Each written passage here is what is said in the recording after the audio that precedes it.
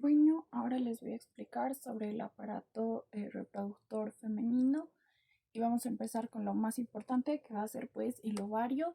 El ovario va a tener características glandulares porque va a secretar lo que van a ser estrógenos y va a producir lo que van a ser los ovocitos que pues van a esperar luego en el tercio externo de la trompa para ser fecundados. Bueno, iniciemos con el ovario. El ovario va a tener un tamaño de 3.5 centímetros, 2 centímetros y 1 centímetro de espesor.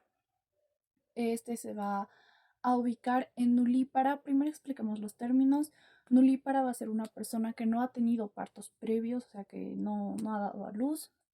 Y multípara, pues una persona que ya ha dado a luz en alguna ocasión. Entonces, en una nulípara, el ovario se va a ubicar en lo que va a ser la fosa ovárica de Krauss, que la misma va a estar limitada inferiormente por lo que va a ser el ligamento ancho del útero, anteriormente por vasos ilíacos externos, superiormente por vasos ilíacos internos y posteriormente por el uréter. Así también se va a hallar en relación con lo que va a ser la arteria uterina y vamos a decir que en una multípara el ovario se va a ubicar un poco más inferiormente. Esto va a ser, o sea, tanto la fosa ovárica de Krauss como la fosita subovárica de Claudio se van a ubicar en la pared posterior y lateral de la pelvis. Entonces, la fosita subovárica de Krauss va a estar delimitada anteriormente por lo que va a ser un repliegue peritoneal y posteriormente por lo que va a ser un repliegue peritoneal rectouterino. Entonces, el ovario va a tener lo que van a ser dos caras, ambas convexas, entonces va a ser como un huevito, así. Dos bordes y dos extremos. Sus dos caras van a ser una lateral y una medial. La cara medial va a estar en relación simplemente con el infundíbulo de la trompa y el mesosalpinx. Sin embargo, la cara lateral va a tener más relaciones, las cuales van a ser justamente las limitaciones que mencionamos antes de pues la fosa ovárica y subovárica, que va a ser anteriormente el ligamento ancho, posteriormente el uréter, superiormente vasos ilíacos externos, internos, inferiormente vasos ilíacos externos, y en la fosita subovárica, repliegue de peritoneo, inferior y medialmente el pliegue rectouterino. Luego vamos con los bordes. Va a tener dos bordes, un borde mesovárico y un borde libre. El borde mesovárico va a estar en relación con el mesovario por medio de la línea mesovárica que va a unir a lo que va a ser el ligamento ancho del útero. Ahora, su otro va a tener así también relaciones con lo que va a ser el ligamento suspensorio del ovario, la franja ovárica y el ligamento propio del ovario, que los voy a explicar después en lo que van a ser sus dos extremos. Su borde libre en una nulípara va a estar con vasos ilíacos externos y uréteres, y en una multípara simplemente con la pared posterior de la pelvis. Vamos con sus extremidades. Para eso vamos a explicar aquí en el dibujo. Este es un útero, este es nuestro ovario, eh, este es nuestro borde, este va a ser nuestra cara lateral, y ahora lo que vamos a explicar van a ser sus extremidades, que va a tener dos, una tubárica, que va a ser esta, que se va a conectar con las fimbrias de la trompa uterina, y va a estar en relación con el ligamento suspensorio del ovario y la franja ovárica, así como la trompa uterina y el mesosalpinx. El mesosalpinx va a ser el meso especializado de la trompa uterina. Por último, vamos a tener la extremidad uterina, pues que va a estar más hacia el lado del útero, que simplemente va a estar en relación con el ligamento propio del ovario. Ahora, medios de fijación del ovario, pues como dijimos, van a ser todos sus ligamentos. El ligamento ancho del útero, que se va a encontrar en toda esta longitud. Vamos a tener el ligamento suspensorio del ovario, el ligamento propio del ovario, la franja ovárica y vamos a tener así también el mesosalpinx. Ahora vamos con la irrigación. La irrigación del ovario es bastante sencilla porque simplemente va a estar irrigada por lo que va a ser la arteria ovárica, la cual va a estar, o sea, todos los vasos del ovario van a ingresar en el hilio del ovario, y este va a estar formado por el mesovario. Muy lógico, pero ya. La arteria ovárica, que va a ser rama directa de la aorta, algunas ramas de la arteria uterina.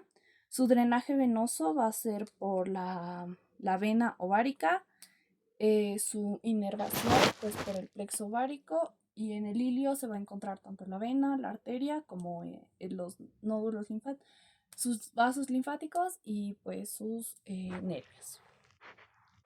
En sus linfáticos podemos mencionar que los del lado derecho van a drenar en nódulos aórticos laterales y los del lado izquierdo en nódulos preaórticos. Vamos con trompas uterinas. Bueno, las trompas uterinas van a ser otro segmento del aparato reproductor masculino. Estas van a tener la función de recibir la fecundación en su tercio externo, para luego poder transportar al ovocito ya fecundado, al ovocito del ovario, a la ampolla de la trompa uterina, para luego ya transportar al cigoto fecundado o al ovocito no fecundado hacia lo que va a ser el útero. Ahora, vamos a tener que la trompa nos va a medir de 10 a 14 centímetros y va a tener un diámetro de 3 milímetros, sin embargo en su parte más ampulosa de 7 a 8 milímetros. Esta va a tener 4 porciones. Su primera porción va a ser la porción intrauterina intramural. Esta va a medir 1 centímetro de largo y 0,5 milímetros de diámetro. Se va a conectar a lo que va a ser el útero por medio de un orificio. Este orificio va a ser el orificio uterino de la trompa, que se va a ubicar en el vértice superolateral de la cavidad uterina. Así también vamos a tener su segundo segmento, que va a ser el istmo. El istmo va a medir de 3 a 4 centímetros y de 3 a 4 milímetros de espesor, o de diámetro, mejor dicho. El mismo se va a encontrar desde el vértice del cuello uterino al ligamento redondo del útero. Va a pasar superior y anteriormente a lo que va a ser el ligamento propio del ovario y posterior al ligamento del útero. Luego vamos a tener una tercera porción que va a ser la ampolla. Esta va a ser la más importante porque es aquí donde se va a producir la fecundación. La ampolla uterina va a ser uno de los segmentos más abultados, por así decirlo, que va a medir de 7 a 8 centímetros, de 7 a 8 milímetros de diámetro. De diámetro. El mismo va a tener relación con lo que va a ser la extremidad ovárica del ovario, porque en este extremo vamos a encontrar el ovario, y de esta se va a continuar con lo que va a ser el infundíbulo de la trompa. El infundíbulo de la trompa va a ser este segmento de aquí, y se nos dice que va a tener un orificio que va a conectar con la ampolla. Este orificio va a medir 2 milímetros de diámetro y se va a llamar orificio abdominal de la trompa uterina. Ahora, su borde libre del infundíbulo va a ser este de acá y va a presentar de 10 a 15 fimbrias que van a medir de 10 a 15 milímetros, los cuales van a ayudar a conectarse con la franja ovárica para así unir la extremidad ovárica del ovario y como que sostenerla. En cuanto a sus métodos de suspensión o de agarre, vamos a tener el mesosalpinx, que como dije antes va a ser el meso especializado de la trompa uterina. ¿Y qué de importante va a tener? Pues que aquí se van a anastomosar los vasos que van a dar irrigación a la trompa. ¿Pero cuál es la irrigación? Bueno, la trompa uterina va a tener una irrigación que va a venir de un arco anastomótico de 2 arterias, una tubárica lateral que va a ser rama de la arteria ovárica y una tubárica medial que va a ser rama de la arteria uterina. Ahora, en cuanto a sus venas, va a ser van a tener un trayecto similar a los del ovario. Sus vasos linfáticos van a drenar por lo general en nódulos linfáticos aórticos laterales, pero en algunos casos pueden llegar hasta ilíacos internos o ilíacos externos. Y pues los nervios van a ser el plexo ovárico, por medio del plexo ovárico en el plexo intermesentérico, y por medio del plexo útero-vaginal en el plexo hipogástrico inferior. Vamos a continuar con lo que va a ser útero. El útero va a tener la función de implantarse en su pared funcional, implantar lo que va a ser el cigoto y que luego este vaya creciendo hasta convertirse en embrión. Va a tener el útero va a tener lo que van a ser 3 capas, una capa más interna de mucosa en donde se va a implantar el endometrio, una capa muscular que va a ser la encargada de las contracciones musculares, que va a ser el miometrio, por último una capa muy delgada de protección que va a ser el perimetrio. El útero se va a encontrar en lo que va a ser una posición de anteroversoflexión, una flexión anterior con lo que va a ser el cuello del útero, formando un ángulo de lo que van a ser 100 a 120 grados y una torsión de lo que va a ser el eje transversal del cuello uterino. Ahora, en cuanto a sus posiciones, el útero va a formar, eh, va a tener 2 caras, una anterior y una posterior. Entonces, tomando en cuenta que este va a ser nuestro útero medio flexionado, como dijimos antes, va a tener anteriormente relación con lo que va a ser el peritoneo, con la formación de un saco, que va a ser el saco, el fondo de saco vesicouterino. El fondo de saco vesicouterino va a ayudar a relacionar esta parte con lo que va a ser la vejiga. Posteriormente va a tener un segundo fondo de saco. Este fondo de saco va a ser el fondo de saco rectouterino, pues que va a relacionarlo con lo que va a ser el recto. Ahora, vamos a tener, como ya dije, 2 caras y vamos a tener sus bordes laterales. Los bordes laterales del útero van a estar en relación con lo que va a ser el ligamento ancho del útero. Aquí está. El ligamento ancho del útero, que va a estar por toda su composición, los vasos uterinos y el cordón longitudinal del epóforo. El epóforo va a ser un vestigio de lo que van a ser los conductos mesonéfricos.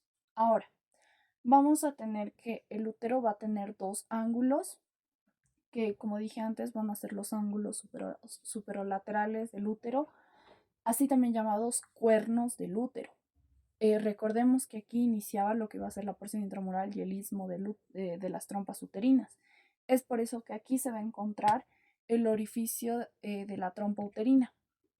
En este ángulo se va a insertar el ligamento ancho y el ligamento propio del ovario. Ahora, vamos a tener que el útero va a tener partes, va a tener un cuerpo, que va a ser la parte más prolongada, un istmo, que va a ser como una concavidad, por así decirlo, un estrechamiento, mejor dicho, que va a unir al cuerpo del cuello, lo que nos lleva a su última parte, que va a ser el cuello del útero. El cuello del útero va a presentar lo que van a ser regiones, que va a ser una región supravaginal, una región vaginal e intravaginal.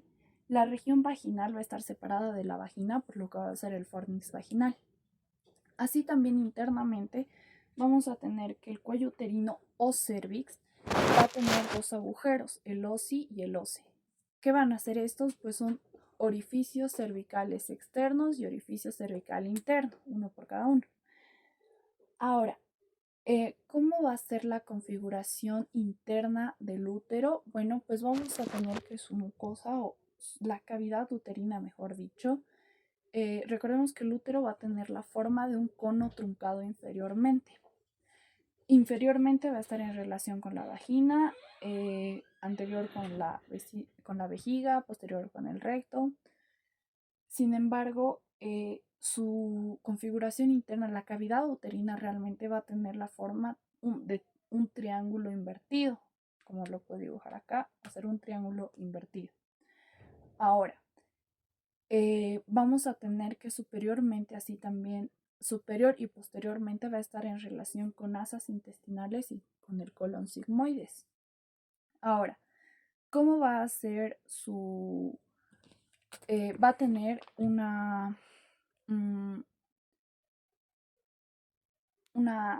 endometrio, un miometrio y un perimetrio, como mencioné antes.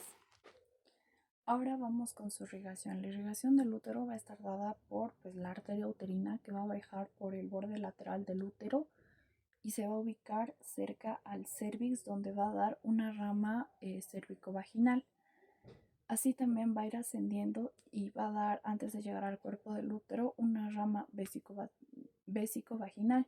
A lo largo de todo el cuerpo del útero va a dar numerosas ramas flexuosas para la irrigación de todo el cuerpo y el cuello del útero. En el cuello del útero se dice que por lo general va a haber 6 ramas y las ramas del cuerpo se van a dividir a su vez en 2 ramas terminales que van a ser anteriores y posteriores. Ahora, en cuanto a su drenaje venoso, el drenaje venoso del útero va a estar dado por el plexo uterino. El plexo uterino va a drenar en lo que va a ser un tronco ilíaco interno por medio de venas uterinas y así también en conjunto con venas ováricas. Ahora, en cuanto a vasos linfáticos, pues vamos a tener que el cuello del útero va a drenar en vasos ilíacos internos, intermedios y superiores. Y eh, los vasos linfáticos del cuerpo del útero van a drenar en lo que van a ser nódulos preaórticos y aórticos laterales. La inervación del útero va a estar dada por el plexo uterino, así también como por el plexo hipogástrico inferior. La vagina va a ser un conducto que se va a extender desde el cuello uterino hasta la vulva. El mismo va a tener una función copulatoria, así como para el canal de parto y la salida de la sangre menstrual. Ahora, la vagina va a tener una dirección oblicua y va a tener 2 caras, una cara anterior y una cara posterior. La cara anterior va a estar en íntima relación con lo que va a ser la vagina y el útero, la vejiga y el útero. Su cara posterior va a estar en relación con lo que va a ser el recto. Ahora, en cuanto a su borde lateral, se va a dividir en dos, que va a representar la primera parte intrapélvica, que va a ser 2 tercios superiores de la vagina, y 1 tercio inferior, que va a ser su parte perineal. Su extremo superior se nos dice que va a ser un poco más en forma de cúpula, por así decirlo, más redondeado. Su extremo inferior pues va a ser más aplanado. El extremo superior va a estar en relación con lo que va a ser el cérvix y el extremo inferior va a estar en relación con lo que va a ser el himen. Este va a dividir en dos, una porción supravaginal y otra porción infravulvar. Ahora, internamente va a tener pliegues longitudinales o transversales que se van a denominar rugosidades vaginales y va a tener lo que va a ser una capa externa conjuntiva, una capa media muscular lisa y una capa interna mucosa. Ahora vamos con lo que va a ser su irrigación, su drenaje venoso, su inervación y sus vasos linfáticos. Bueno, su irrigación va a estar dada en su borde posterior por lo que va a ser una arteria rectal media y en su borde anterior por lo que va a ser una arteria vaginal que va a ser rama de la arteria cérvico-vaginal que como explicamos antes va a ser rama de la arteria uterina. Ahora, en cuanto a su drenaje venoso, pues este se va a dar por medio de lo que va a ser una anastomosis entre el plexo vaginal, el plexo venoso vaginal y el plexo venoso vesical. Ahora, en cuanto a sus nódulos linfáticos, pues sus nódulos linfáticos van a desembocar en lo que van a ser troncos ilíacos internos, externos y comunes. Y luego tenemos su inervación. La inervación está dada por el plexo hipogástrico inferior. Vamos con la parte externa de los genitales femeninos. Pues primero vamos a tener lo que va a ser el monte del Venus. El monte de Venus va a ser un promontorio cutáneo que va a ser, para empezar, revestido de vellosidades. Esto va a formar una protección hacia partículas y otro tipo de moléculas que quieran ingresar. Ahora, siguiendo con la misma lógica de protección, vamos a tener los labios mayores y los labios menores. Estos van a formar entre ellos lo que va a ser un surco interlabial, que por lo general aquí puede alojarse, puede almacenarse secreciones que si pues no tenemos una buena higiene, esto puede llegar a darnos infecciones, alterando así el pH de toda nuestra zona vulvar. Ahora, luego vamos a tener el clítoris, que va a ser una región de alta sensibilidad y excitación. Ahora, el mismo va a tener un prepucio, que va a ser el prepucio pues del clítoris. Ah, vamos a tener así también lo que va a ser el conducto vaginal, que va a tener, bueno, pues el orificio vaginal, que ya lo explicamos antes, así también como el orificio externo de la uretra. Ahora, siguiendo con el clítoris va a tener un ligamento suspensorio que va a ser pues similar al del pene y va a estar cubierto por una capa celular, que va a ser pues una capa de piel, por así decirlo. Em, Luego va a tener una fascia del clítoris que pues lo va a ayudar a recubrir. Por último, vamos a tener glándulas para la secreción de sustancias mucosas que van a ayudar a la lubricación de este lugar, pues para que el coito sea más, no sea doloroso y ayude a penetrarlo, o sea, ayude a la penetración de una forma más fácil. Vamos a tener primero las glándulas de Bartolino, que van a estar en la mitad posterior del orificio vaginal, o por aquí se van a encontrar las glándulas de Bartolino, y luego vamos a tener las funciones de estas. Bueno, luego vamos a tener lo que va a ser el vestíbulo. El vestíbulo de la vulva vaginal va a estar limitado por lo que va a ser la cara medial de los labios menores, anteriormente por el clítoris y posteriormente por el frenillo de los labios o la comisura interlabial, la comisura labial, que va a ser esta parte de aquí. Este va a ser el vestíbulo. Y aquí pues se va a encontrar el orificio vaginal y el orificio uretral externo. En cuanto a una relación clínica, pues vamos a tener en cuanto a genitales externos una bartolinitis o una vulvovaginitis. La bartolinitis va a ser una infección e inflamación de las glándulas de Bartolino, y la vulvovaginitis pues una infección en lo que va a ser el bulbo y el vestíbulo vaginal. Ahora, así también tenemos abscesos en las glándulas de Bartolino. Y en cuanto a genitales internos, podemos tener una vaginitis, ya sea por cándida, hongo, esto más comúnmente en niñas que estén pasando la pubertad y pues no tengan una higiene adecuada. Luego tenemos fístulas rectovaginales o vesicovaginales, las cuales van a ser una comunicación entre que va a implicar que salgan ya sean heces o orina por el canal vaginal, que pues recordemos que esto no es normal. Y eso, gracias.